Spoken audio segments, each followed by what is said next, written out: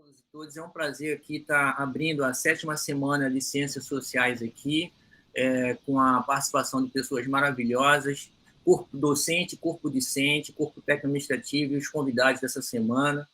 A 7ª semana de Ciências Sociais reflete basicamente os 7 anos de existência do nosso curso. É um curso que está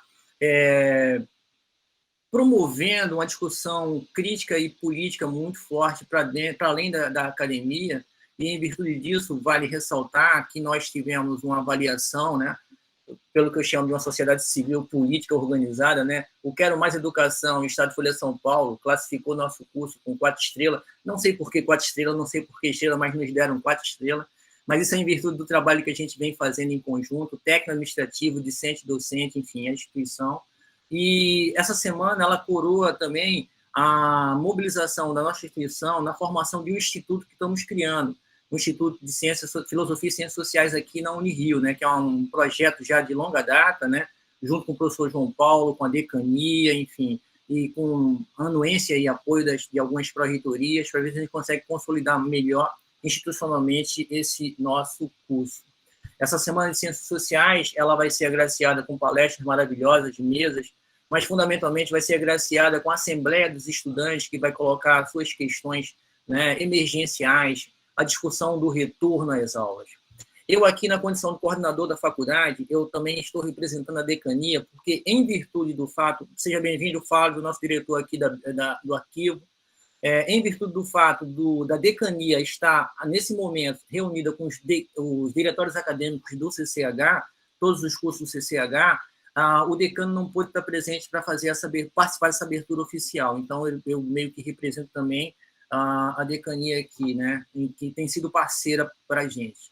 Bom, sem mais delongas, eu passo a palavra para a professora Clarice Toscano Gurgel, que vai mediar, né, a palestra do nosso professor, querido professor Safatli, que é um professor que vem produzindo muito conhecimento crítico, que tem nos ajudado muito a pensar as ciências sociais e humanas de uma forma interdisciplinar.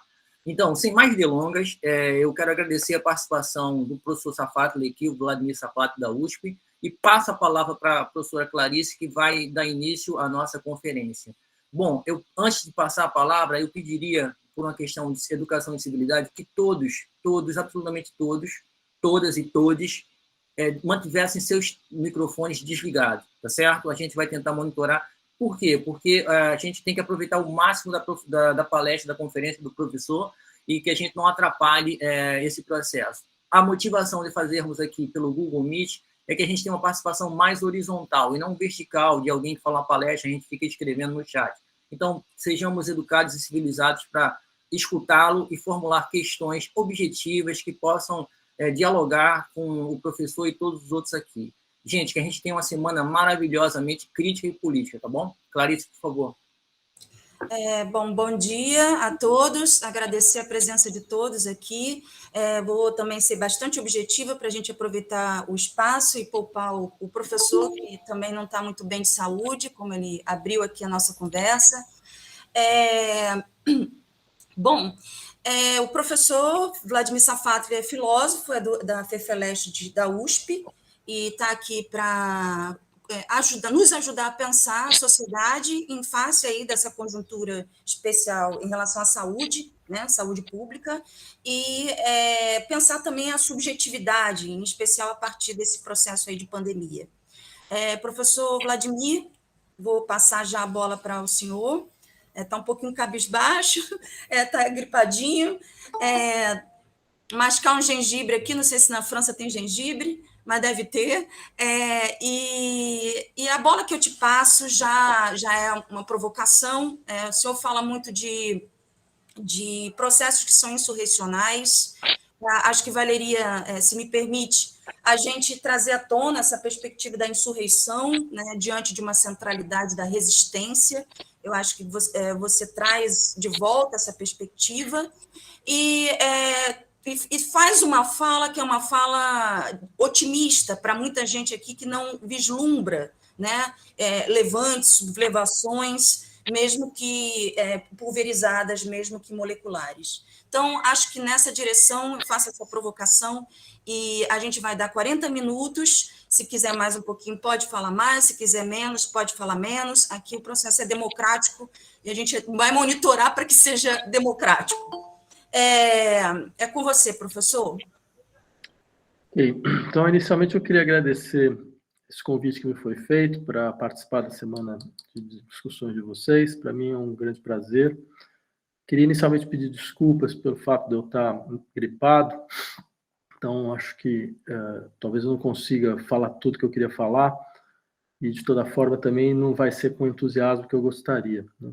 Então, mas, de toda forma, eu gostaria de levantar algumas questões que me parecem importantes para esse momento, questões mais estruturais, que me parecem fundamentais para uma reflexão sobre as nossas dificuldades internas, dos processos de transformação social, tal como eles poderiam ocorrer atualmente. E eu queria começar, na verdade, insistindo em um conceito que eu gostaria de trabalhar com vocês, é um pouco o tema da palestra sugerida, que é contra a revolução molecular. Por que isso? Porque no primeiro semestre desse ano, nós vimos uma série de sublevações populares na América Latina, né? Por exemplo, nós vimos desde 2019 as sublevações ocorrendo no Chile, nós vimos desse ano na Colômbia, são sublevações importantes e relevantes, e nesse contexto houve uma afirmação do antigo presidente da Colômbia, o senhor Álvaro Uribe, que dizia que nós estávamos diante de uma revolução molecular dissipada. O termo era um termo que já tinha sido utilizado, na verdade, cunhado por um pensador de extrema-direita do Chile, e que visava o fato de que, dentro desses processos insurrecionais, não se trata simplesmente, de alguma forma, de mudança de estrutura de governo, de mudança de gestão do Estado. Não se trata simplesmente de uma discussão que se passa a partir da constituição de uma hegemonia macroestrutural. Mas eles, na verdade, são impulsionados por modificações microestruturais. São modificações que se desdobram no campo da sexualidade, no campo do desejo, no campo da relação entre corpos, no campo das constituições mesmo, das formas de socialidade, e que modificam brutalmente as estruturas da sensibilidade social, as estruturas da percepção social, as estruturas, digamos, da visibilidade, da percepção e da sensibilidade. Então, é claro, quando essas modificações elas ocorrem, elas tiram da sociedade a sua base de reprodução material de formas de vida. E, ao retirar da sociedade essa base, ela abre o espaço para que outras formas de vida possam se constituir.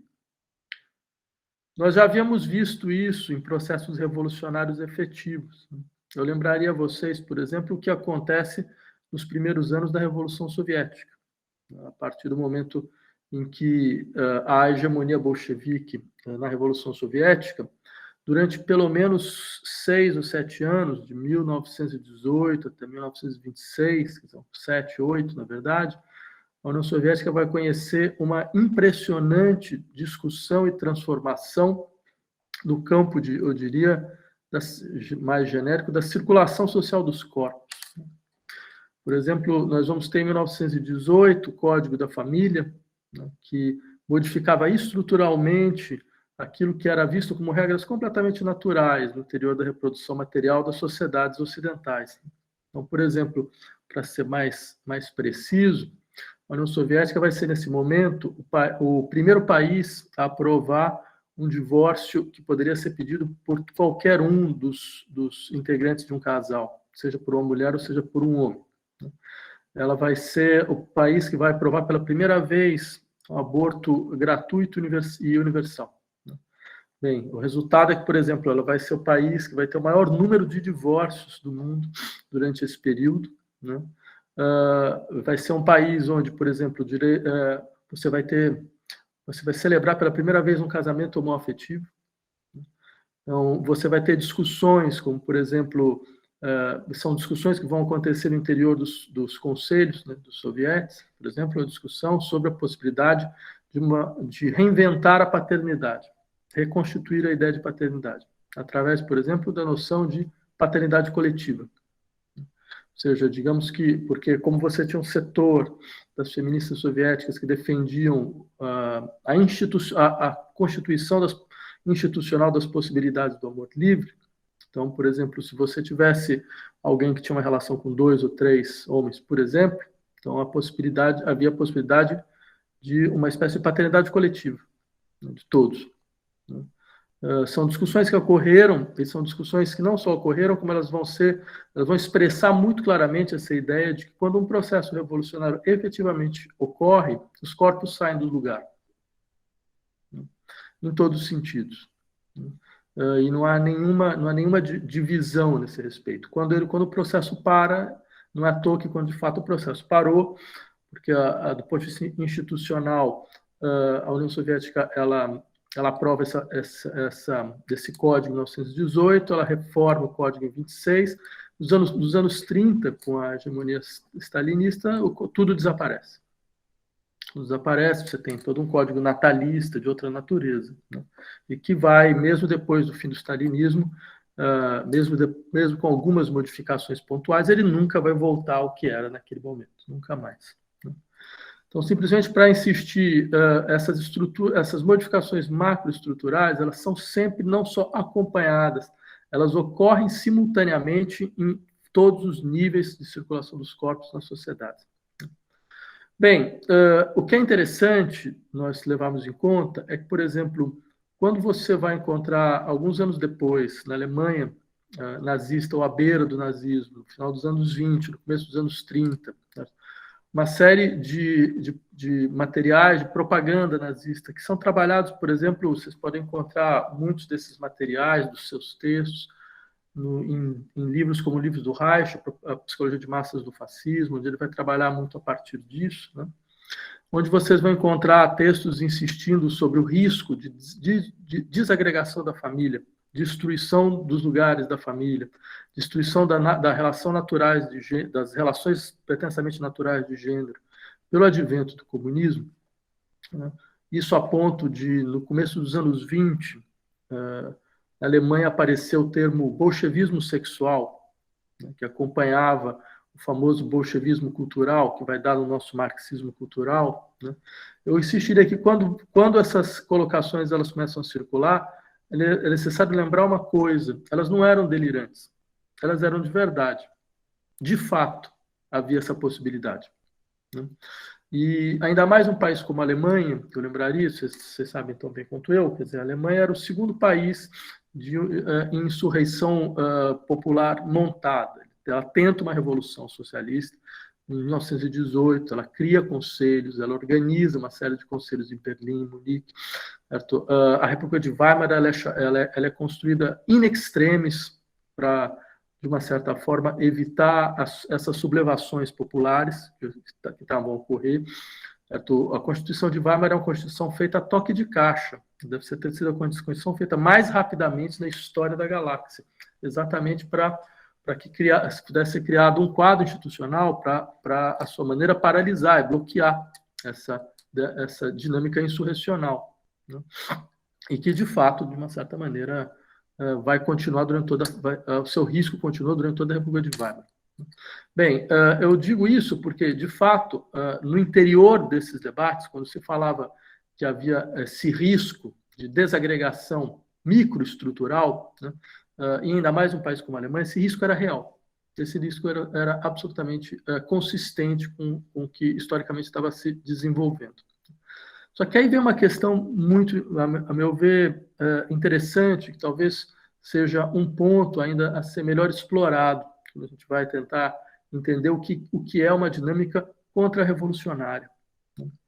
Porque é bem possível que nós estejamos hoje dentro de alguma coisa de natureza semelhante e que você tenha uma recrudescência, um retorno em força daquilo que nós poderíamos chamar, sem o menor problema do ponto de vista analítico, sem que essa nomeação seja, em hipótese alguma, algum tipo de, digamos, de uso retórico do termo, ou de concessão retórica. Mas quando você vê situações históricas como a nossa, que depois da crise da Nova República, diante do fim da Nova República, há uma recrudescência do fascismo brasileiro, né? E eu insistiria, mais uma vez, esse termo é um termo analiticamente preciso, né? Ele não é uma concessão retórica, né? O Brasil tem uma história do fascismo, muito forte do fascismo. Eu lembraria que a Ação Integralista Nacional, ela vai ter nos anos 30 algo em torno de 1.200.000 membros. Era, junto com o Partido Africano, na África do Sul, o maior partido nazi-fascista fora da Europa.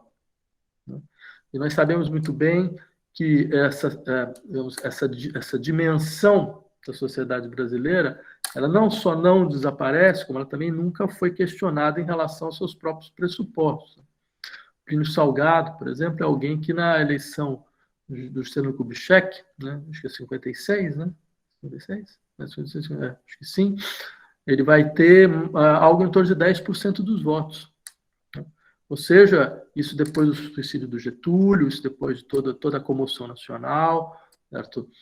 Ele vai ser, por exemplo, alguém que vai ser responsável, vejam só vocês, pela escrita de livros de história na ditadura militar. Então, ou seja, é uma corrente que ela passa incólume na história brasileira. E ela tem suas raízes muito profundas. Né? Essas raízes elas estão marcadas, elas estão caracterizadas, ou seja, acho que a gente pode encontrar as causas dela dentro da nossa história colonial. Né? Porque, afinal de contas, é sempre bom lembrar, para que você conseguisse sustentar uma sociedade como a brasileira, há um grau de violência de Estado, há um grau de indiferença à violência de Estado, há um grau de destruição de populações que cria todas as condições para que alguma coisa como o fascismo, com a sua estrutura afetiva própria, né, baseada exatamente, entre outras coisas, no culto à violência, na indiferença em relação à sorte dos grupos mais vulneráveis, certo? Na consolidação paranoica, assim, do corpo social, algo como isso possa emergir sem maiores problemas, ou emergir em situações de crise, como a situação que nós vivemos, pelo menos desde 2013. Sempre bom lembrar, o Brasil está há 10 anos em crise política. Acho que nunca na história brasileira houve um período tão largo de crise política institucional no Brasil. Né? Então, eu insisto nisso porque essas discussões a respeito de como, então, se consolida uma saída como essa, eu diria mesmo que parafraseando de forma invertida Benjamin, né, o fascismo é o freio de mão do liberalismo. Né? Ou seja, quando a estrutura do liberalismo não funciona mais, ele puxa um freio de mão, é o fascismo. Né? Então, eu lembraria que é bem possível que algo nessa natureza esteja a ocorrer no Brasil atualmente, e quando isso ocorre, isso não pode ser simplesmente ocorrer no nível macroestrutural, isso ocorre também no nível microestrutural. E essa modificação microestrutural precisa ser analisada de maneira adequada. Né? E eu temo que a esquerda tenha muita dificuldade de analisá-la, porque ela usa como uma estrutura narcísica, né, um discurso de supremacia moral e intelectual que é irreal, né, completamente irreal, e faz com que ela seja incapaz de compreender de fato o que está efetivamente acontecendo. Ela se deleita em descrever esses processos como obscurantistas, né, como irracionais, sendo que, infelizmente, por mais doloroso que isso seja, isso não tem nada de obscurantista. Né? Isso é tão obscuro quanto o próprio iluminismo, se eu pudesse dizer uma coisa como essa.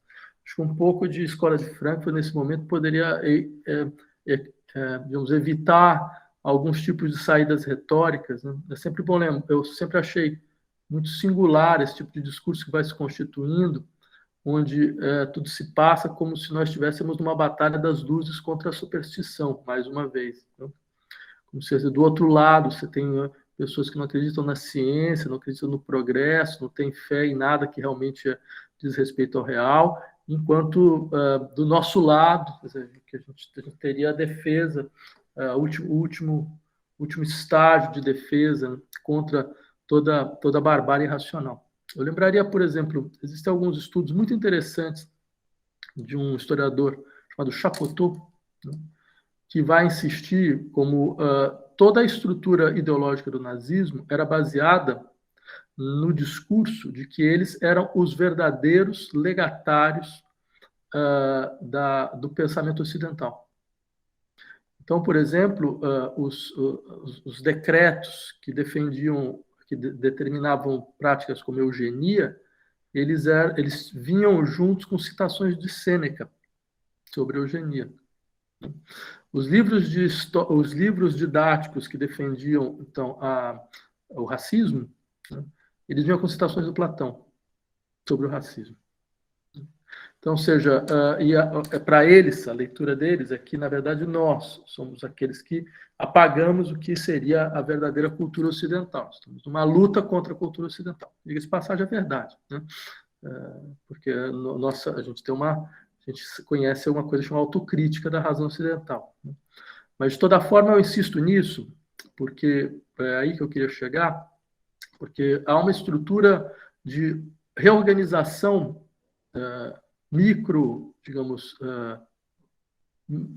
uma dinâmica de reorganização microestrutural, a uma reconfiguração libidinal que fornece a base dessa ressurgescência do fascismo, né? O que mostra, entre outras coisas, que isso não vai desaparecer amanhã. Isso é uma modificação estrutural da sociedade brasileira. E aí vem uma questão que me parece interessante, é que tipo de modificação é essa? Qual é a natureza dessa modificação? O que ela de fato significa? Né? Vejam, a Escola de Frankfurt, quando começou a analisar as questões vinculadas ao fascismo, ela mobilizou uma série de conceitos clínicos psicológicos, né, para dar conta de alguns aspectos fundamentais. Né? Alguns deles insistiam, por exemplo, em como nós entrávamos numa era histórica marcada por aquilo que eles chamavam de enfraquecimento do eu, né? A partir da absorção de uma temática, que era uma temática que vinha de um psicanalista chamado Hermann Nürnberg. Né? Eles insistiam na reconstituição da família burguesa a partir da sua consolidação autoritária, e eles insistiam na queda do patriarcado, né? No declínio da autoridade paterna. Eu insistiria nisso, porque vocês vejam uma coisa interessante, o tópico sociológico do fim do patriarcado, ele tem pelo menos 100 anos. Né? Eu insisto nisso porque talvez seja o caso de se pensar como é que você consegue estabilizar alguma coisa em crise permanente. Muito mais do que pensar que, de fato, você tem algum tipo de força, de estrutura que passa incólume, que está mais ou menos identicamente tal qual no século XIX, no século XX, no século XXI. Ou seja, você tem uma decomposição das figuras de autoridade, você tem uma decomposição do eu como princípio de unidade, de personalidade, e você tem uma decomposição de vínculos institucionais, a começar por aquele vínculo que seria um vínculo base da reprodução social, que é a própria família. Então, eles dizem isso para insistir, veja, essa situação é uma situação potencialmente ansiosa. Ela tem uma possibilidade, digamos, de ser absorvida dentro de uma dinâmica de angústia social grande, né? Até porque essas colocações elas não são exatamente expressões de uma crise, no sentido forte do termo. Elas simplesmente demonstram a consciência tácita que a sociedade ocidental vai tendo do caráter violento e autoritário dos seus modos de socialização e de individuação. Caráter violento das suas constituições de identidade e violento das suas estruturas de organização psíquica. Se alguém como Adorno insistia que o eu era um sistema de cicatrizes, era exatamente por causa disso. E, de uma certa forma, é claro que você tem um contexto histórico que joga isso, digamos assim, na cara da própria sociedade ocidental. Quer dizer, você tem uma situação, imagina o que era os anos 30, uma situação na qual, então, você vê uma série de discussões sociais a respeito da possibilidade de ter um tipo de vida que ela não está mais vinculada, primeiro, à permanência dessas estruturas institucionais. Eu lembraria, a gente estava falando sobre as modificações da União Soviética, uma das propostas que, digamos, ela não passa in extremis, né, porque ela foi criticada pelas camponesas, era que as mulheres pudessem ter à sua disposição a possibilidade de deixar os filhos numa espécie de creche coletiva. E elas pegariam quando elas quisessem. Porque a ideia por trás era uma ideia interessante, que era uma coisa são relações de amor, outra coisa são relações de obrigação. A família burguesa, ela sobrepõe as duas. Então, ela obriga as mulheres a ter um tipo de tarefa que faz com que as relações de amor não possam aparecer. Então, se você elimina essas tarefas, fornecendo essas tarefas a uma estrutura comunitária, então as pessoas, você pega o seu filho quando você quer. Então, a relação ela pode ser uma relação assim, muito mais claramente baseada em amor e interesse afetivo. Então, bem, simplesmente para dizer, você tem, então, uma sociedade que questiona de maneira radical as suas estruturas de reprodução material. Você tem sociedades que se abrem, porque a gente está falando, por exemplo, pensem, por exemplo, entre parênteses, o que foi a consolidação, isso que o Foucault fala, né, na História da Sexualidade, que é a instauração perversa, né? A instauração das perversões. A consolidação, na verdade, dessa clínica das perversões que aparece em meados do século XIX, onde pela primeira vez então vão aparecer os grandes tratados sobre as perversões, Krafft-Ebing, Moll, companhia. E se vocês lerem esses tratados, é muito interessante, entre outras coisas, eu diria, pelo incrível tom colonial que eles têm. São tratados de psiquiatria que muitas vezes eles começam a fazer uma série de comparações. Por exemplo, no Krafft-Ebing tem uma comparação dizendo, bem, a mulher na sociedade ocidental ela é plena nas suas funções. Né? Ela não é só um objeto sexual. Vejam só que engraçado, como a mulher muçulmana é. Ou seja, ela não tem essa sublimidade da moral cristã, que faz ela uma parceira, né? Além de estar dentro das dinâmicas do intercurso sexual. E é claro, isso permitia, por exemplo, a alguém como Krafft-Ebing, descrever as perversões como uma regressão, como uma degenerescência, não só do ponto de vista, digamos, ontogenético, mas também do ponto de vista filogenético. A espécie volta, e ela volta historicamente. Ou seja, ela volta para situações que elas são normais e naturais nesses povos que ficaram para trás dentro do processo de progresso e civilização. Eles têm comportamentos perversos até hoje. E é claro, por exemplo, todos esses termos eles foram inicialmente utilizados como formas morais de degradação de povos coloniais. Então, por exemplo, sodomia, né, ela tinha sido utilizada durante todo o século XVI e XVII para descrever os comportamentos sexuais dos ameríndios. E, de repente, ela passa, tá vendo? Ela é integrada a um quadro médico e clínico. E, é claro, ela é integrada num momento muito específico. Está integrada no momento em que a Europa abriu a sua segunda leva colonialista. Que é exatamente no momento em que você tem esse contato mais amplo. O Fanon tem uma descrição muito boa sobre o que significa o caráter ansioso desse contato, né, para a população branca. Né? Essa descoberta de que você tem sociedades que se organizam organizam a sua circulação dos corpos de outra forma, né? Colocando questões a respeito do que era o modo de circulação das sociedades europeias. E uma saída clássica é você joga isso para o campo do patológico. Só que você leva de roldão não só os perversos, leva de roldão os perversos e todos os povos que, à sua maneira, continuaram dentro desse arcaísmo, porque a perversão ela é vista clinicamente nesse momento como um arcaísmo. Ela não é tanto Freud, quando vai falar do comportamento infantil, ele fala de uma perversão polimorfa, um pouco dentro dessa ideia, que a patologia mental é uma degenerescência. Então, você tem isso de um lado, e diga-se passagem, você tem também uma outra questão, que é importante.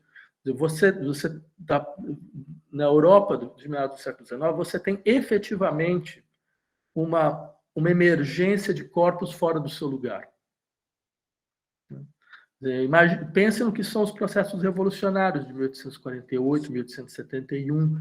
Não é à toa que a Comuna de Paris de 1871 dá um lugar privilegiado às mulheres, né? Que são uma das principais lideranças do processo. Ou seja, você pode imaginar, então você precisa fazer tudo voltar para o seu lugar. E o discurso médico é um belo discurso para você recolocar a sociedade no seu lugar. Ou seja, tudo isso para mostrar, você percebe? Você tem uma sociedade que está em tensão máxima a respeito da preservação dos seus modos, digamos, de organização microestrutural. O que faz o fascismo? Ele ouve essa ansiedade, ele ouve essa angústia, né? Ele integra essa angústia, né? E ele integra essa angústia, de uma certa forma, se servindo de uma dinâmica de retorno, por um lado, né? Ou seja, existia um momento onde essa tensão não tinha sido posta, né? E mais, esse processo não é vendido simplesmente como uma necessidade de regressão, é uma restauração. É uma restauração de alguma coisa que é um elemento fundamental, digamos, da vida social, e que teria sido negligenciado dentro desses processos, né? E é claro, aí, por exemplo, eu terminaria, porque eu não estou aguentando mais, eu terminaria dizendo o seguinte: você tem duas possibilidades de analisar o fascismo, né? Uma possibilidade histórica e outra estrutural. Você pode descrever que é um fenômeno histórico que está limitado a um horizonte da Europa dos anos 30, certas sociedades retardatárias do ponto de vista da sua inserção dentro do capitalismo imperialista, então ela precisa de um tipo de consolidação autoritária do Estado para que ela possa entrar, de fato, dentro dessa dinâmica. Não tem isso, nada disso é falso, né? Só que você também tem uma leitura estrutural do fascismo. A leitura estrutural do fascismo vai insistir, na verdade, que por mais que o fascismo ele possa aparecer de formas distintas, como tudo dentro do campo político, a gente fala em república, né? Agora, qual a diferença da República Brasileira para a República Romana? Ela não é negligenciável, né? Qual a diferença da República de Veneza para a República Francesa, né? Ela também não é negligenciável. E mesmo assim, isso nos permite operar com um conceito padrão, né? Que ele vai indicar um processo que mesmo a despeito das suas singularidades de emergência, ela preserva algumas semelhanças de estrutura, né? Você pode fazer isso com o fascismo. Lembrando que a sua emergência atual, claro, ela não vai se dar da mesma forma como ela se deu nos anos 30. Acho que não tem ninguém que defenda essa tese dessa maneira, né? No entanto, é de se reconhecer que as condições para que essa emergência fosse possível, ela se dá novamente. E a condição é uma dupla crise. Você tem uma crise macroestrutural e você tem uma crise microestrutural. Então, a crise macroestrutural é um dado interessante, essa ideia da crise macroestrutural no caso do nazismo, por exemplo. O que é a crise macroestrutural? O Estado não consegue mais regular as lutas de classe. Ele não tem mais nenhuma condição de fazer mediação, qualquer mediação que seja, que possa, de uma certa maneira, segurar a luta de classe. A República de Weimar tentou, né, e ela não conseguiu. Então, o que acontece? É muito interessante, por exemplo, se a gente lembrar de um trabalho extremamente rico do Neumann, né, Beremuth, sobre o Estado nazista, onde o Neumann vai dizer: olha, o Estado nazista ele era, na verdade, uma articulação instável de grupos completamente autônomos. Tem 4 grupos, pelo menos, né? Você tem o Partido Nazista, você tem a grande indústria, você tem a aristocracia militar, tipo o prussiano, você tem a burocracia estatal. Esses grupos, a ideia do Neumann é: se os grupos são autoritários, eles têm interesses próprios e só tem uma coisa que os une: é a guerra. É a única forma de fazê-los, de colocá-los juntos. Por isso essa guerra ela precisa ser contínua, permanente, e ela não tem finalidade. A finalidade é a preservação do Estado. Porque o Estado já não consegue mais se preservar como um agente de mediação social. Ele não tem mais condição alguma, porque você tem um setor da população que está em insurreição, que está em processo insurrecional. Então, quer dizer, o que o Estado tem que fazer? Ele vai ter que, à sua maneira, mobilizar o que sobrou, né? Porque ele não tem representatividade, ele tem consolidação de grupos. Então, você mobiliza esses grupos que se articulam para, por um lado, se organizar, se autoanular a partir do interesse pela guerra e utilizar a guerra como uma forma de aumento exponencial da violência estatal, para que você possa paralisar o processo de conflito social, você possa paralisar a luta de classe. Então, daí essa ideia, por exemplo, bem, o partido precisa do exército numa guerra, ele vai precisar da grande indústria, da mobilização expansionista da grande indústria, ele vai precisar da burocracia estatal, e todos vão precisar, entre si, todos vão de uma certa maneira, se articular dessa forma. Isso, a história do nazismo alemão é um pouco a história, como o partido vai conseguindo se articular com esses grupos. Ele vai abandonando ele vai abandonando coisas e vai articulando com esses grupos. Por exemplo, a articulação com a grande indústria. Ela não era uma articulação de cara do nazismo. O nazismo tinha uma dubiedade. A gente pode chorar o quanto a gente quiser, mas, de fato, tinha o nazismo de esquerda, né? Basta você pegar a corrente do Strasseriana, né? Que é a corrente que vai ser destruída em 1934, na Noite das Facas Longas, né? Porque a partir daí, então, Hitler consolida uma aliança com a grande indústria. Ele elimina essa parte e consolida uma aliança com a grande indústria. Ou seja, é um processo, insisto. Você tem toda uma dinâmica para que essa consolidação se faça, porque você tem um Estado em colapso. Você não tem um Estado totalitário. A leitura da Harriet é uma leitura muito ruim, porque dá um pouco a ideia que você tem um estado de controle total. Você não tem um estado de controle total, você tem uma confusão organizada. E a coisa interessante seria entender o que pode ser uma confusão organizada. Você não sabe nem de onde vinha a lei. Porque você tinha as leis de empoderamento que davam, então, para o Hitler a possibilidade de legislar. Mas você tinha a Constituição de Weimar que ainda estava vigente, né? Você tinha uma série de dispositivos legais que você tinha, por exemplo, o Estado dual, né? Você tinha as SA, que podia entrar dentro do processo. Mas ninguém sabia muito de onde vinha, né? E como a coisa realmente se determinava, né? Era um conflito contínuo, constante, né? Então, ou seja, tudo isso para dizer, você tem uma crise macroestrutural. Essa crise, ela vem junto com uma crise microestrutural. Então, ela vem junto com essa situação na qual, por exemplo, você percebe que você tem setores da sociedade que vão paulatinamente tentando reconfigurar, ou pelo menos expor a natureza violenta dos processos de individuação e de socialização que nos é próprio. Então, nessa circunstância, o que você faz? Você consolida um discurso que, ao mesmo tempo, um discurso revolucionário, no sentido então, de abrir mão do que era a democracia liberal, que não consegue mais funcionar, e de fato ela não consegue mais funcionar, mas você tem um discurso que vem junto uma reconstituição libidinal dos sujeitos, né? No sentido mais forte do termo. Né? Então, isso me parece um elemento importante a se levar em conta nas análises atuais sobre o que nos espera. Bem, era isso. Desculpa, não consegui ir muito mais longe. Tá ótimo, querido. Conseguiu ir muito longe. E agradeço, viu? Em nome de todos. Vou abrir aqui para quem quiser fazer perguntas. Vou primeiro tentar organizar um primeiro bloco. E aí eu faço um breve comentário para passar para o Vladimir em seguida. Quem quer fazer pergunta, pessoal? Pode se inscrever no... Eu gostaria, Clarice, se tiver, mas assim, eu passo a minha vez para quem tiver também quiser fazer na minha frente. Uma pessoa pode fazer a pergunta por escrito aqui no chat, ou pode também fazer uma fala com a pergunta. Eu só peço para que seja breve, para que a gente possa debater ao máximo.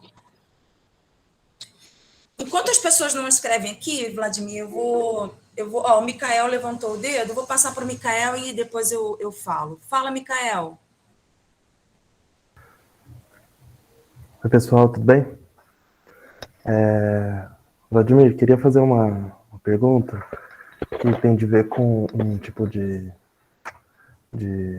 fala que eu já vi você mencionando, sobre como a gente poderia perceber assim, como o discurso da revolução, da ruptura, ele por vezes, atualmente no nosso cenário brasileiro, está muito relacionado ao discurso mais conservador, por mais paradoxal que isso pareça, né? Tipo, de rompimento assim com o judiciário, esse tipo de adesão assim mais revolucionária, ela pareceria da desordem, né, do tipo romper com um tipo de ordem, pareceria muito do lado da direita, por assim dizer, né? Eu queria perguntar assim, que tipo de resposta, né, ou que tipo de organização, qual a gramática da organização que deveria, né, por algum tempo, se foi a esquerda que tinha o discurso da revolução, o que se exige de nós agora, num tempo em que isso parece estar invertido, né? Em que será se contra um discurso que ele já é a própria desordem, assim, né? Que já se insere nesse tipo de retórica, de abolição, etc.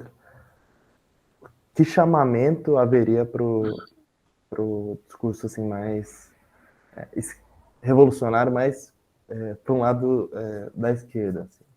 Tá ótimo, Micael. Não sei se eu fui claro. Claríssimo.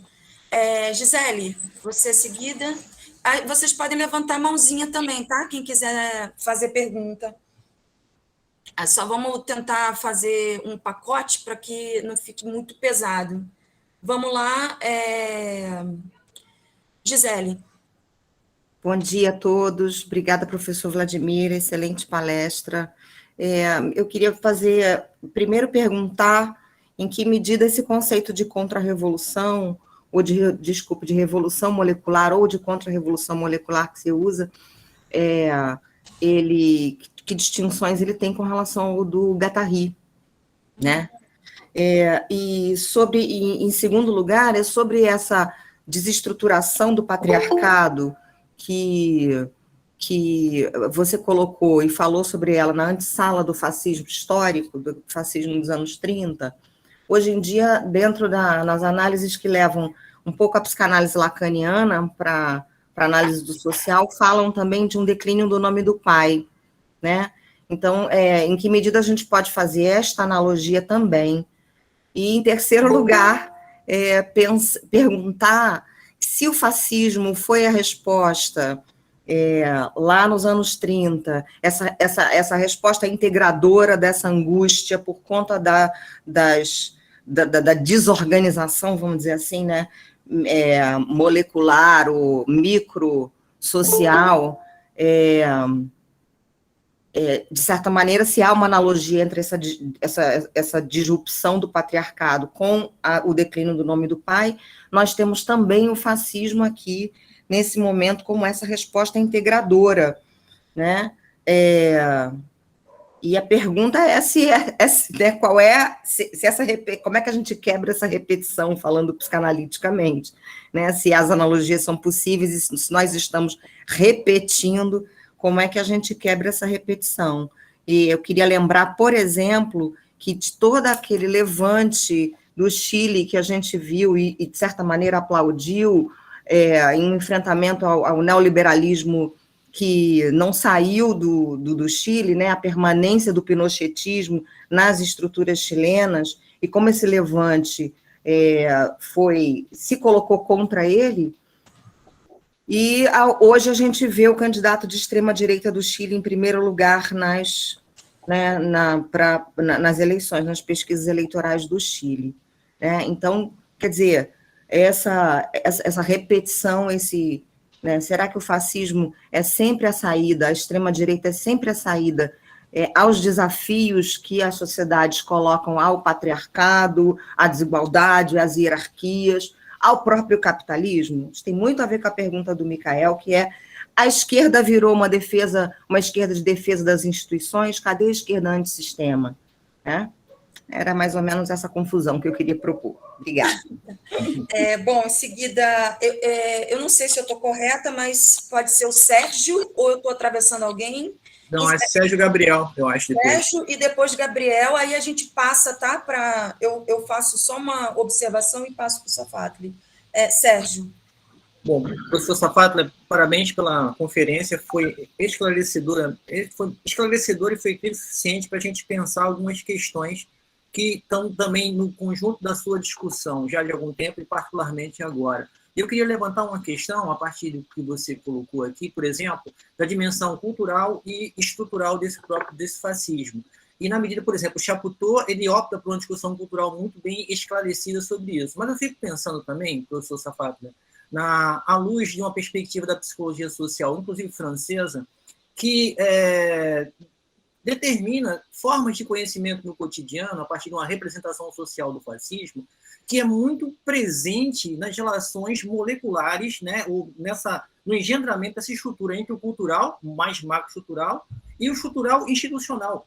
Em meio a uma coisa e outra, tem uma representação social do fascismo, tem uma representação social do moralismo, tem uma absorção, por exemplo, de um tipo de conhecimento do senso comum, espraiado nas relações sociais, interpessoais, intersubjetivas, que também faz parte do sucesso da dinâmica dessa propaganda fascista, moralista. Então, existe uma outra dimensão que está entre o cultural e o estrutural, que é essa das relações interpessoais, onde, por exemplo, se situa as relações das representações sociais do conservadorismo, das representações sociais do moralismo religioso, das representações sociais desse conservadorismo mais espraiado. Eu gostaria também de ouvir a respeito dessa questão, se for possível. Obrigado. Obrigada, Sérgio. Gabriel? Olha, eu acho que o Sérgio meio que fez a pergunta que eu ia fazer de uma forma bem melhor do que eu faria, mas eu vou fazer do mesmo jeito. Duvido. Pensando assim na cultura brasileira, né, e como o Estado se legitimou desde da colônia, passando pelo Império até a República, a gente percebe que a legitimação do Estado ela sempre teve um caráter bastante racista, né, e bastante legitimador de injustiças sociais em alguma medida, né? E embora hoje assim exista de alguma forma uma crítica ao racismo, assim socialmente falada, existem, vamos dizer, personalidades que são cultuadas no Estado brasileiro que tem todo esse viés racista de uma forma legitimada historicamente, né? Seja não necessariamente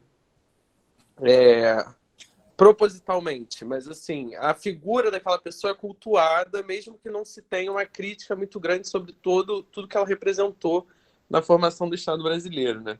E como a gente, historicamente, desde a ditadura militar, a gente percebe que a gente não trabalha muito essa questão de responsabilizar os que, em nome do Estado, fizeram as maiores brutalidades, né?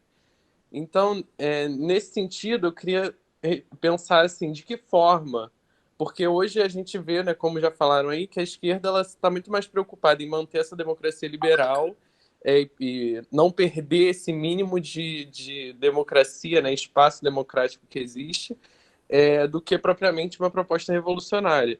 Mas no sentido do Estado brasileiro, a gente pensa que a legitimação do Estado ela vem com o racismo, ela vem com toda essa estrutura patriarcal, que ela de alguma forma, mesmo que inconscientemente, né, reproduzida e se torna parte da cultura, né? São personagens históricos que são cultuados de uma forma embelezada, digamos assim, e que hoje estão em estátuas, estão em praças públicas, né? E esse debate de demolição de estátua não chegou no Brasil de uma forma consistente, digamos assim, né? Então, pensando nisso que eu quero falar. Até que ponto o Estado brasileiro, como se constituiu, o que legitima o Estado brasileiro, não é, de fato, uma ideologia que tem uma afinidade muito grande com o fascismo, né? É uma ideologia de Estado, uma forma de organização estatal que é a quem serve, a quem privilegia, né, e a quem homenageia, ela, de alguma forma, ela está misturada com esse caldo de fascismo, entendeu?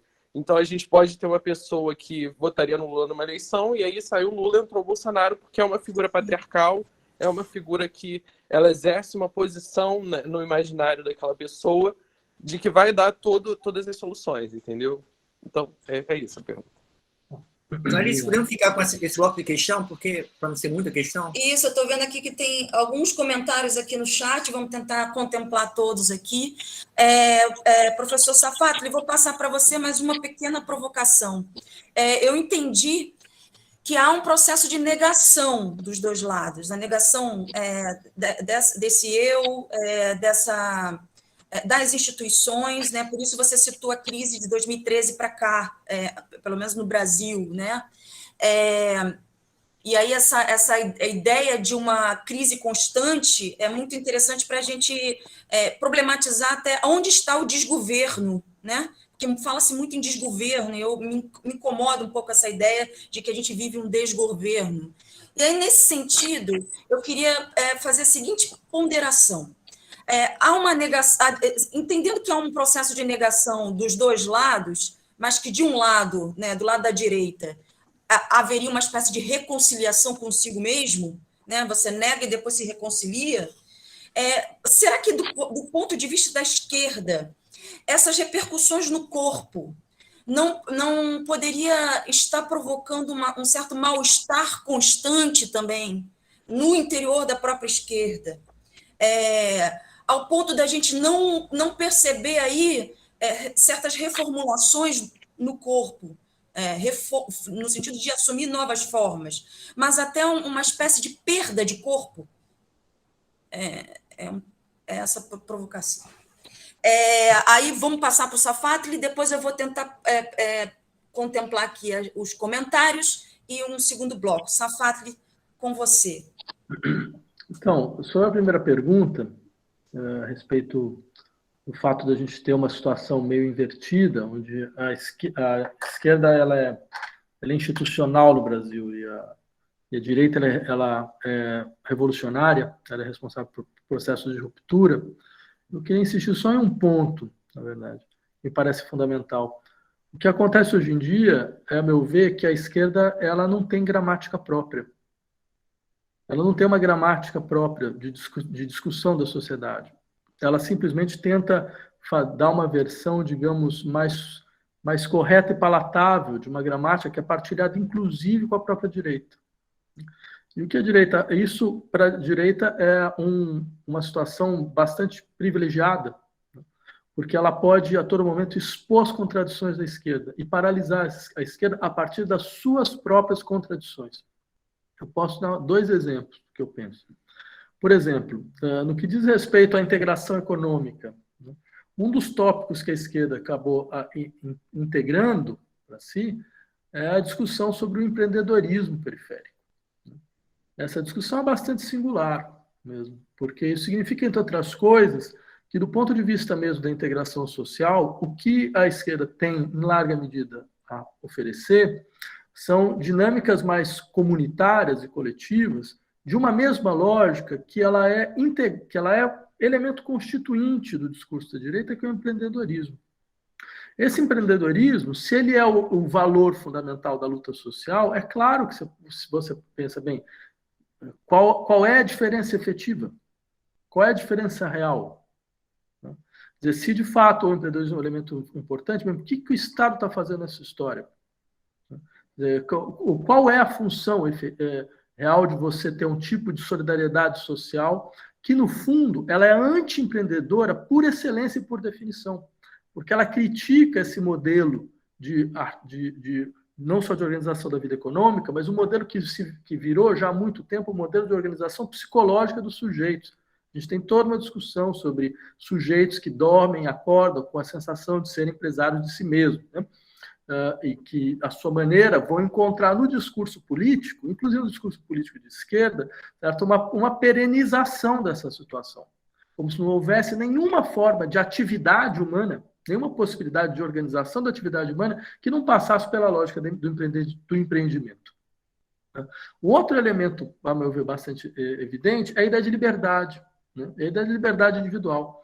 Eu diria, por mais que a gente fique absolutamente, digamos, revoltado com essa situação, mas a verdade é que nesse último ano a extrema-direita colocou para nós um espelho que mostra muito claramente as contradições no nosso uso do conceito de liberdade.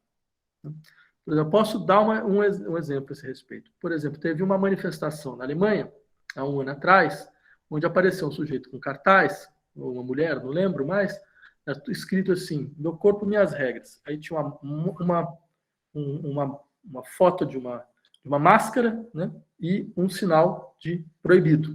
Né? Ou seja, a ideia era, bem, se é realmente meu corpo, eu decido se eu coloco uma máscara ou se eu não coloco uma máscara. Eu não tenho nenhuma razão de me submeter a um tipo de poder discricionário vindo de uma mistura completamente opaca entre Estado e cientistas, que Deus sabe, ou seja, que se tem uma coisa que seria bom para a esquerda lembrar hoje, é um pouco de popperianismo. Nunca imaginei que eu ia falar isso na minha vida. Mas nessas horas a gente acaba achando alianças onde a gente menos espera. Né?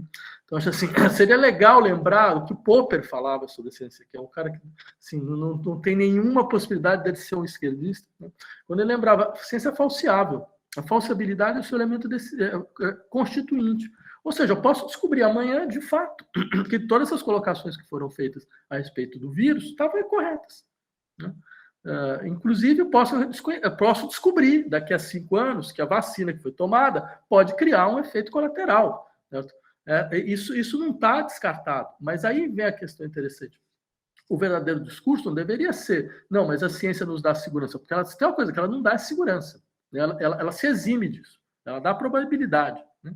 Mas agora, o que seria interessante é insistir. Olha, numa situação como essa, qual é a função que o governo deve ter? A função do governo deve ter uma certa prudência de tentar evitar o pior cenário. Qual seria o pior cenário? É esse? Então, quer dizer, tudo bem, a gente anda na incerteza, mas a gente sabe qual é o pior cenário e o que é necessário fazer para impedir. Né? Então, o que acontece? Eu insisto nesse aspecto, por quê? Porque, de fato, o discurso é consistente. O discurso da extrema-direita é consistente. Ele mostra uma contradição nossa. Quer dizer, o problema, na verdade, está com esse conceito de liberdade. O problema é tentar preservar essa ideia de liberdade. Uma ideia de liberdade marcada, entre outras coisas, pela ideia da propriedade de si.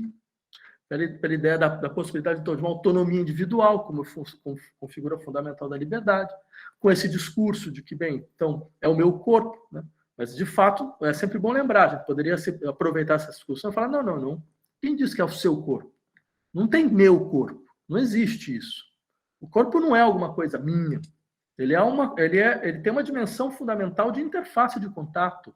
Os corpos não estão no espaço, eles não estão no ar, eles estão em contato a todo momento. Então, eles estão numa rede de contato. Então, não existe, tem uma coisa que chama o corpo social, que vem primeiro. Né? Então, esse conceito de liberdade baseado numa espécie de autarquia do indivíduo, ele se realiza no genocídio. É isso que ele faz. Né? Quando você tem essas situações, você chega ao que nós chegamos no Brasil. Né? Ou seja, isso mostra, a meu ver, que a esquerda ela não tem gramática mais. Ela não tem nenhuma gramática que seja própria. Por isso ela perde todas as lutas. E ela vai continuar perdendo. Né? O que ela tem? Ela tem um discurso moral. Ela tem a tentativa de você desqualificar moralmente o seu opositor. Né? E, é claro, dentro dessa lógica, isso nunca deu nada em lugar nenhum, nunca vai dar nada em lugar nenhum. Né? Bem, isso é a primeira questão. A segunda, que tem uma série de questões, bem, sobre o conceito de revolução molecular do Guattari, de fato, é o conceito do Guattari. Né? É o conceito que o Guattari desenvolve. E ele desenvolve tendo consciência dessas dimensões que são transversais, né? Ou seja, são como essas dimensões que elas estão vinculadas aos modos de circulação dos afetos e dos desejos no interior da vida social, elas são elementos decisivos para a consolidação de mudanças macroestruturais. É uma reflexão sobre a teoria da revolução, que eu diria que é, em larga medida, bastante clássica, no sentido de que ele leva em conta, de fato, o que significa um processo revolucionário, quais são os níveis de transformação que um processo revolucionário produz. Né? Só que eu acho que, bem, próprio ao nosso tempo, a gente chegou no momento, na hora, então, de também desenvolver um contraponto, que que é a ideia de uma contra-revolução molecular. Como Marx dizia desde 1848, os processos de insurreição popular são processos dúbios, sempre são dúbios. São processos onde você vê emergir uma força de transformação e você vê emergir uma força de reação. Por exemplo, quando ele vai falar, bem, mas havia uma revolução em 1848, você teve um lumpenproletariado que toma a frente do processo e puxa o freio, né? É porque ele deu uma espécie de fórmula geral do que significa uma insurreição popular. A insurreição popular é isso. Você tem, ao mesmo tempo, forças que podem desenvolver uma transformação efetiva na sociedade, você tem forças regressivas. 2013 mostrou isso para todo mundo, né? Como você não tem mais a figura de um partido de vanguarda que vai tentar empurrar o processo do ponto de vista da sua organização, então você fica à mercê de saber como lidar com isso de outra maneira. E a gente esquece que isso ocorre, né? E aí vem um tipo de discurso de esquerda que começa a ser um discurso de pavor, de fobia, né? de povo na rua. Assim, eu lembro, por exemplo, há uns 3 anos atrás, a gente fez um colóquio, Os Fins da Democracia no Brasil, e teve um debate, me botaram para debater com a Wendy Brown, né? E ficava insistindo, em última instância, que revolução era um tópico da direita. De fato, eu acho assim, para uma esquerda que capitulou, revolução é um tópico da direita, porque é uma esquerda fóbica, uma esquerda que tem medo, de fato, que não sabe como lidar com o processo, com essa dubiedade do povo na rua, né? que existe em todas as situações. Por exemplo, aqui na França, com os Gilets jaunes, foi a mesma coisa. Você tinha, de fato, você tinha um setor de extrema-direita do movimento popular. E você tinha um outro setor. Aí a questão é você saber criar hegemonia em movimento. Como é que você entra dentro do processo? E você força o processo para algum lado, sabendo que é assim que funciona, sem ter ilusões a esse respeito. Então, acho que dentro dessa dinâmica, vai existir também uma contra-revolução molecular. Estava vendo, por exemplo, tem pessoas ligadas aos ciclos bolsonaristas que estão organizando cursos de antifeminismo. Cursos de antifeminismo, utilizando a Margaret Thatcher como referência, todo esse tipo de coisa. O que é interessante desse processo é como de fato, você tá percebendo, isso é efetivamente uma outra circulação do desejo, com a qual a gente vai ter que saber lidar. Vai ter que saber lidar e desativar. Como se desativa isso? Aí, sobre a questão do declínio do nome do pai, eu tenho uma leitura a esse propósito. Porque eu acho que os psicanalistas, muitas vezes, têm posturas muito conservadoras, em momentos onde realmente era a última coisa que a gente realmente, efetivamente precisava. Por exemplo, esse topos do declínio do nome do pai, que, na verdade, no caso do Lacan, nunca é dado dessa forma. O Lacan nunca fala dessa maneira. Ele fala do declínio da imago paterna, o que é um processo clínico de outra natureza, né? Até porque o nome do pai aparece exatamente devido ao declínio da imago paterna. E não para tentar suplementar esse declínio. Ele reconhece esse declínio. Ele não é uma saída durkheimiana de fortalecimento de vínculos institucionais. Até porque o nome do pai, ele é, na verdade, a possibilidade de relação a um pai morto. A ideia da metáfora paterna, ou seja, ninguém pode, em última instância, assumir aquilo que seria a figura, não só a figura, assumir a função paterna. A função ela é sempre, de uma certa maneira, a expressão de uma transcendência em relação aos seus suportes, aqueles que a suportam, né? Então, ninguém está, ou seja, você está numa época onde, em última instância, não se trata de fortalecer a figura paterna, em hipótese alguma, né? Mas trata-se de entender que, no seu declínio, é possível uma relação ao desejo que não seja mais uma relação normativa ao desejo, uma relação indeterminada ao desejo, né? Então, você, de uma certa maneira, consolida o declínio. Você usa clinicamente o declínio. Você não reconstitui. Então, eu acho que alguns psicanalistas não entenderam isso, né? Porque, muitas vezes, por exemplo, eu lembro, desde o começo do século XXI, quando começou a se discutir a questão do casamento igualitário, né? Apareceram psicanalistas que falavam, mas isso vai ser vai ser a efetivação final do declínio do nome do pai. O que já, mesmo do ponto de vista do lacanismo mais estrito, já era abstruso, porque sendo um significante, então ele pode ser assumido por qualquer pessoa, ele pode ser assumido por qualquer, independente do gênero, a função paterna, né? Então já não havia nenhuma relação dentro do processo, ele não tinha nada a fazer dentro desse processo, mas no entanto ele foi utilizado. Então eu diria, na verdade, a ideia interessante do Lacan é que o nome do pai é o nome de um declínio. Ele é efetivamente o nome de um declínio. E ele é a possibilidade de que esse declínio abra um espaço que não seja simplesmente um espaço de pura angústia, mas seja um espaço, através do qual algo da ordem de um desejo não nomeável possa efetivamente circular. E aí, isso é por um lado, né? Aí tem a terceira questão, que era... acho que eu anotei mal. Não, a questão do Chile. Sim, ótimo. Acho que foi uma boa lembrança, porque, de fato, acho que isso mostra muito claramente duas coisas. A primeira delas, essa tese de que não tem processo insurrecional sem uma dinâmica popular regressiva. Uma dinâmica popular. A gente devia parar com essa ilusão de imaginar que, na verdade, são setores, os estratos, digamos, mais privilegiados da sociedade que fazem isso, porque eles não têm nem densidade popular para fazer isso. Se eles conseguem levar uma parte da população, isso é porque a parte da população quer isso, né? E é importante, acho que, partir desse ponto. Então, isso aconteceu no Chile. Você tem um processo, que é um processo de transformação, bem, todo cheio de acidentes, né, e de dificuldades, vão ser acidentes e dificuldades dentro de um processo aberto, como esse, né? É um processo sem liderança efetiva, né? Então, você tem choques a todo momento, você tem choques de estratégias, e você tem uma consolidação de um setor popular que se serve da fobia social. Inclusive da fobia de que, por exemplo, o Estado chileno desapareça enquanto Estado, né? Desapareça, que a mesma unidade territorial desapareça. Foi assim que eles se utilizaram do fato da revolta Mapuche, que está acontecendo. Você está vendo? A unidade territorial vai desaparecer, né? Então, eu acho assim, e foi exatamente nesse momento que o Cássio subiu.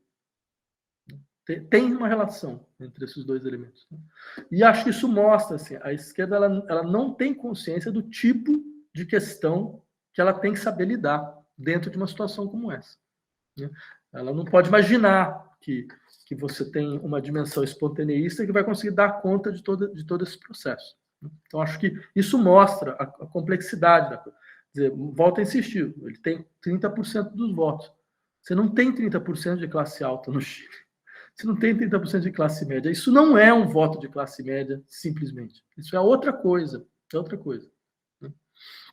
Bem, sobre as outras duas questões, eu diria o seguinte, bem, aí juntando as duas, porque eu acho que vocês insistiram sobre essa dinâmica de dimensões interpessoais, que elas consolidam, então, esses processos efetivos, digamos, de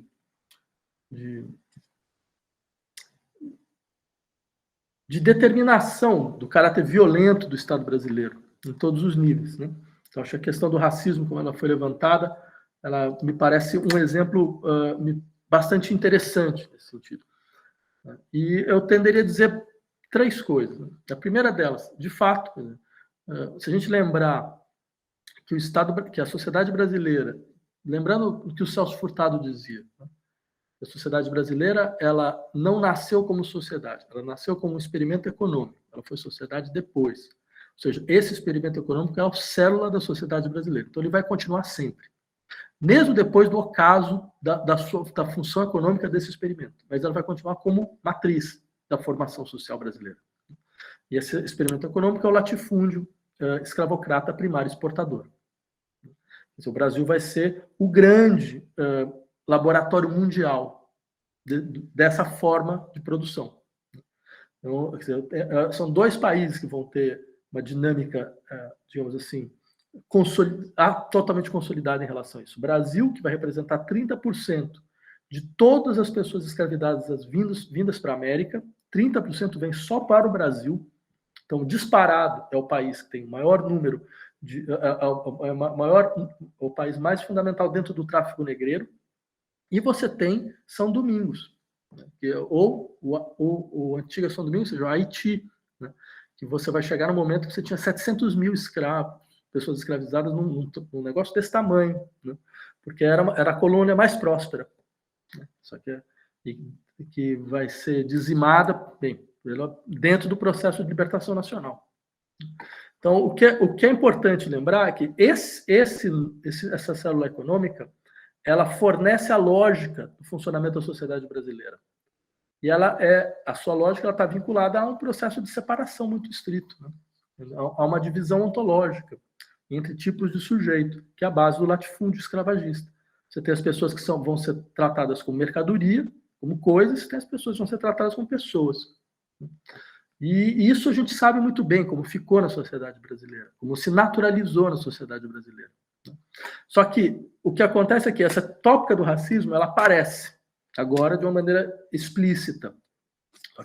Eu diria que ela vai ser um elemento decisivo dentro do processo de luta, porque você tem uma integração capitalista desta tópica. E isso o capitalismo funciona por vampirização, sempre foi. Então você constitui essa ideia de que não é necessário romper o capitalismo para você conseguir ultrapassar o racismo. Então, ele começa a fazer, olha, tá vendo como a gente consegue integrar melhor? Tá vendo como a gente consegue colocar pessoas aqui, aqui e ali? Tá vendo como agora você tem mais espaço em tal lugar? Então, para que romper? Né? Essa é um pouco a lógica. E essa lógica, é claro, ela bate em certos lugares, né? Porque ela bate em situações, porque ela, como sempre, ela é limitada. É a lógica que foi feita na África do Sul, é a lógica sul-africana, né? Ela foi inicialmente feita lá, que foi mais ou menos isso. Vamos pegar um extrato da população preta e vamos integrá-la, vamos dar uma parte do processo produtivo, então elas vão ter uma parte do governo, embora nem tanto que ficou sobre as mãos dos brancos, mas o governo ficou na mão dos pretos, né? Então, você integra, você cria você integra culturalmente, integra do ponto de vista do poder, não economicamente, porque você continua, quer dizer, o extrato pobre é majoritariamente 95%, se não me engano, e isso não é uma metáfora, 95% é preto. Então, mas você conseguiu diminuir a tensão. Então, isso que vai ser feito. Só que aí tem, claro, esse processo, ele bate em alguns pontos. Primeiro desses pontos é que ele não era um problema de integração, é um problema de reprodução da sociedade brasileira. A brasileira reproduz-se dessa forma. E ela precisa, inclusive, à sua maneira, perpetuar essa lógica a justificativa desse processo de reprodução. Aí você falou, por exemplo, da questão dos monumentos, das estátuas, de tudo isso que significa, na verdade, a consolidação de uma memória social, que não é uma memória social, é a consolidação de um esquecimento social, né? Uma estátua que celebra um predador de homens, um sujeito que tinha como função mesmo caçar homens e mulheres, né? Ela está longe de ser, primeiro, não pode ser nenhuma obra de arte, até isso se ouviu, né? É uma das coisas mais medonhas do ponto de vista da criação estética, que é isso, mas nunca uma obra de arte vai ser a celebração de um predador, de homens, né? E segundo, você tem um dado fundamental, porque ela é um dispositivo de esquecimento, ela não é um dispositivo de memória, trata-se de esquecer o que foi feito, porque você está celebrando, então você está esquecendo quem de fato foi violentado contra isso, né?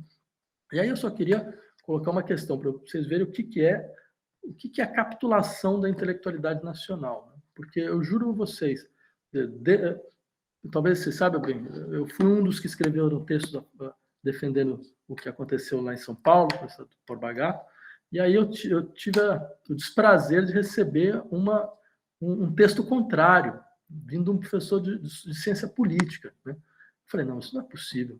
Dentro de uma situação como essa, o sujeito me faz uma coisa, perde seu tempo para fazer uma coisa dessa, é porque realmente, assim, demonstra, afinal de contas, onde está a classe intelectual brasileira e o medo que efetivamente ela tem. Isso sem contar que num dado momento, houve até uma tentativa de comparação entre a situação brasileira e a chilena, né, a respeito da estátua do general Baquedano. E a estátua, na verdade, tinha sido queimada. Né? E assim, eu acho que a pior coisa que um intelectual pode ter é não reconhecer quando se erra. É a pior coisa. Porque se tudo bem, a gente erra, você vai tentando. Né? Então, agora, quando você fala, não, mas espera aí, você escreveu mal, você descreveu mal, o mínimo que você espera é falar, não, é verdade, desse exemplo não era um exemplo adequado. Mas, bem, tudo isso era só um parênteses, mas só para insistir, percebe? Eu acho que tem essa dinâmica do racismo, ela tem um outro processo, porque ela vai implicar uma reconstituição brutal do que significa o Brasil enquanto país. Ela tem essa força, porque ela toca um elemento decisivo da constituição do país. O país se constituiu dessa forma. Ele consegue desenvolver seus processos de espoliação exatamente assentado nisso, como toda a situação colonial. Ele tem que se assentar no racismo para conseguir aprofundar a sua espoliação econômica. Então, é claro que você coloca nesse sentido, então você tem toda uma força de fazer cair os dois processos, a espoliação econômica e o racismo, que os dois estão completamente vinculados no Brasil. E um dos dispositivos atuais é você tentar dissolver os dois. Você tenta dissolver. Como você vai tentar dissolver com todas as formas de lutas sociais.